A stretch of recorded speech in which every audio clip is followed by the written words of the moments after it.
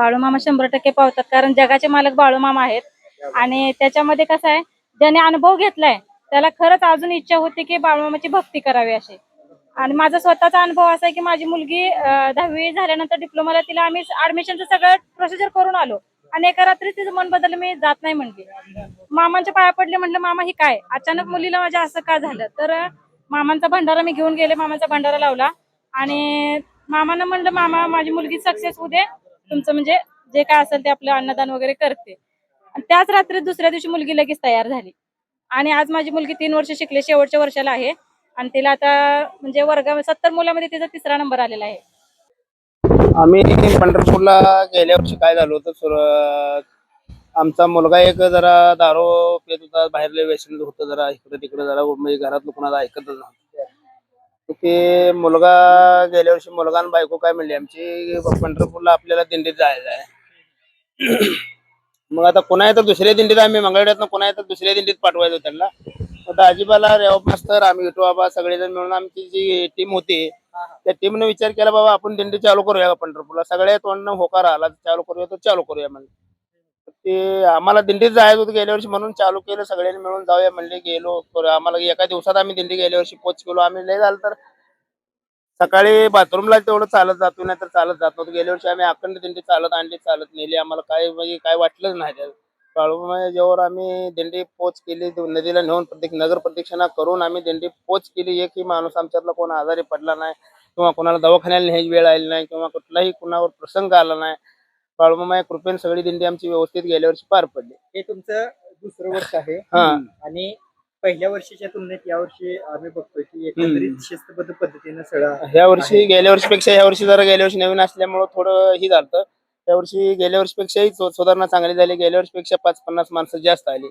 अजून ह्याच्यापेक्षा पुढल्या वर्षी ह्यापेक्षा 22 माणसं जास्त वर्षीला वाढत होत जाणार. बाळूमामाची भक्ती आणि पांडुरंगाची भक्ती, आता कडपासून सुरुवातपासून जर सांगायचं, ही जर कहाणी मांडली तर लय मोठी गोष्ट आहे. 2022 सालाला आमच्या इथं घट स्थापनेच्या वेळेस 9 दिवस मेंढरं आली होती. 9 दिवस मेंढरं दाजी देवकच्या इथं बसवले. नंतर आम्हाला दररोज आम्ही सेवेला जाणार संध्याकाळी. त्यानंतर आम्हाला थोडा थोडा फरक जाणवा लागल्यानंतर ते 9 दिवशी मेंढरं बसलेली, ती काय कुकरी कोणा काय माहीत झाली, ती वाळवा एखाद्याला आपलं त्याने स्थापन करून त्या मेंढक्याने गेली. ती वाढत गेला. वाढू वर्षात डोक्यावर 5 फूट वाढवळ झाला. पण ही 5 फूट वाढवळ ह्यात काहीतरी होऊन शंका आहे. याच्यावर आम्ही सगळ्या आमच्या टीमनं विचार केला आणि मग ह्या जागेत मंदिर बांधावं अशा हिशोबातनं हे केलं.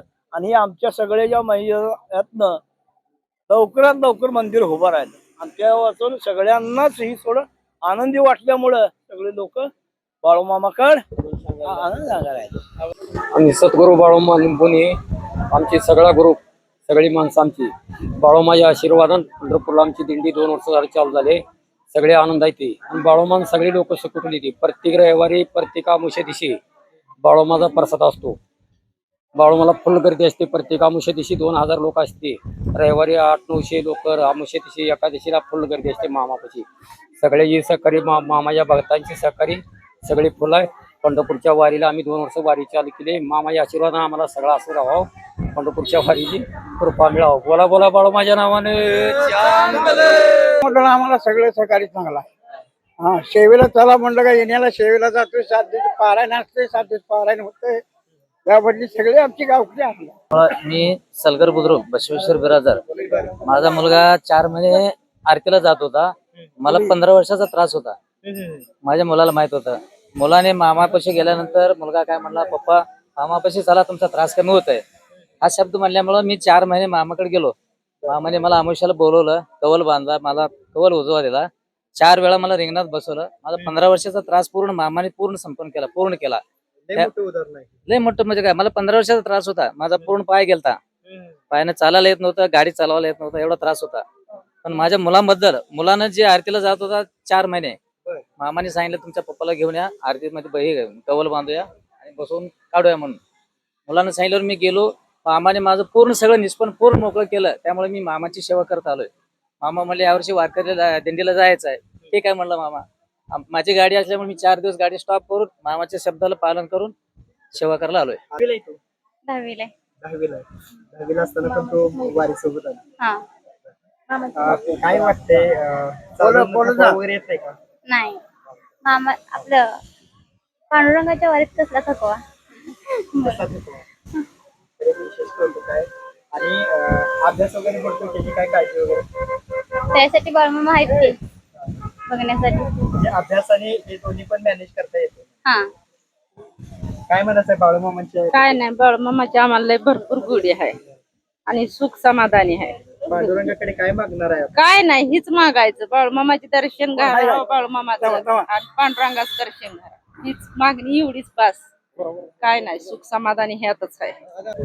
चला गी जाव्या निंबोनीला बाळूमामाच्या दर्शनाला. चला गी जाव्या निंबोनीला बाळूमामाच्या दर्शनाला. निंबोनी गावात काय वाजत गाजत. निंबोनी गावात काय वाजत गाजत.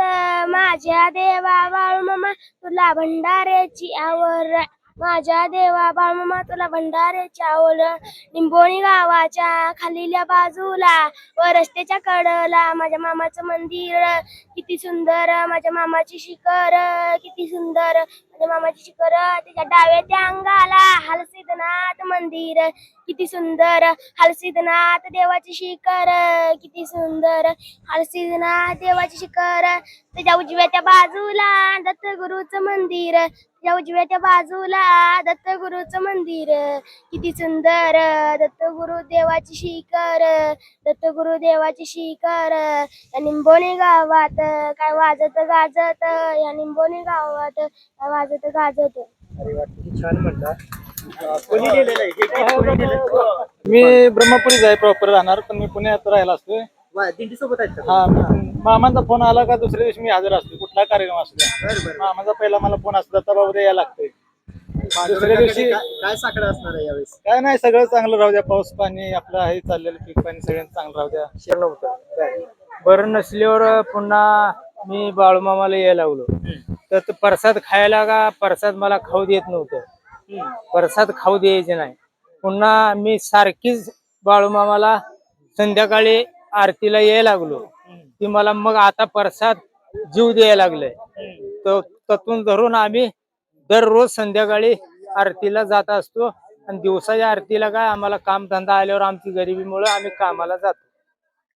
मला तीनदा एकदा साप चावलेला. मग मला म्हणत होते की बाळूमामाला तुझं जाणं होत नाही, पाय दुखतोय तुझा, तू कशाला जाते. मग हे काकण मामांपाशी गेली. मामाला म्हणले माझ्या पायाला साप चावलेला. म्हणलं आमुषा दिवशी गेल्यावर मामा म्हणले दिंडीत या, म्हणले तुमचा पाय कसा नीट होतोय बघू म्हणले. आणि मी दिंडीत आले तर माझा पाय दुखत नाही का काय नाही. मी सगळ्यांच्या पुढे विचारा सगळ्या. दिंडीमध्ये जास्त चालावं लागतं आणि असं असताना पण तुमचं पाय हा दुखत नाही. नाही. हे मामाचा आणि पांडुरंगाचा आशीर्वाद असं वाटतंय का? हा भंडाऱ्याच्या जीवावर तर सगळं आहे. भंडाऱ्याच्या जीवावर सगळं दुखणं पळून जातं. आम्हाला आनंद रुपये आम्ही देऊळ बांधला मोठा, त्याची चांगली थापणूक केली, व्यवस्थित आहे.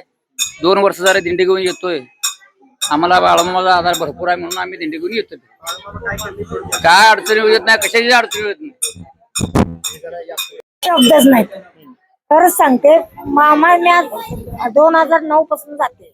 पहिले मी आदमापूरला की मुंबईला होते. आता इकडे येऊन मला 3 वर्ष झाली. 3 वर्षानंतर मी मामीच्या मंदिरात मला या बसा म्हणते. मग गेल्या वर्षी काय झालं, पालखी निघताना मी सहज म्हणलं आपण आषाढी वारल्या आपण पालखी पंढरपूरला नेऊया नुसतं म्हणल्या मामानं पालखी काढली. आणि यांनी एवढं केलंय मामासाठी, त्यांच्यासाठी पण ना आमच्यासाठी. एवढं मामाचं म्हणजे सांगायला माझे शब्दच नाही. एवढं मामानं मला पण एवढं दिलंय, बरोबर जी अपेक्षा नव्हती तेवढं माझ्या मामाने दिलं. बाळूमामाचं मंदिर झाल्यापासून खरंच निंबोनी गावावर लय प्रसन्न वातावरण आहे. आणि ज्या दिवशी गेल्या वर्षीपासून आमची पालखी पंढरपूरला चालत येते, गेल्या वर्षीपासून ह्या वर्षी आम्हाला भरभरून माणसं आहेत. 200-300 लोक आमच्या दिंडीत आहेत. बाळूमामाची दिंडी पुढच्या वर्षी असेल, इथून पुढे पण अजून हो, जो तर आमची ही पिढी जी आहे ना, या तरुण पिढीने चालते, आमची तरुण पिढी शेवटपर्यंत मामाची सेवा करत राहील. सिद्धेश्वर लक्ष्मण दादा गाव भोसे, आपण बाळूमामासाठी शेवला सकुशीन कायम सेवा करण्याकरता येतोय.